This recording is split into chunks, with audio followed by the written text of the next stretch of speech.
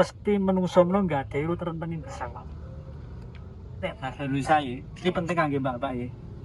Jangan sekali-sekali curhat pada orang yang tidak bertanggung jawab. Ya, jangan di masalah diomongin wong sing ora tanggung jawab, malah diomongin ngono-ngono. Ya, kayak ngisin. Ini gambarnya nih. Ya, kori rentang.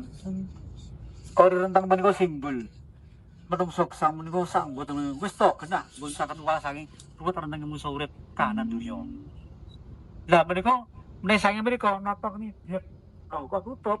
Monggo kiwa tengen jerone jebulene kaya ngono api iki. Nggih. Rahasia. Bos iki rahasia iki wanita menika mesti gak rahasia sing sumepen pinter. Beda kali kakung. Kakung tidak bisa menyimpan rahasia. Nggih, nek putri kuwi lho ngati bare geno mati. Bila mulai curhat, jangan sekali-sekali pada orang yang tidak tahu jawab. Nggih, Bang. Jangan sama laki-laki berarti ya. Kayak saking riko, nggih. Trembakala kiwa, trembakala tengen. Niki lho udah nih, trembakala kiwa, trembakala tengen.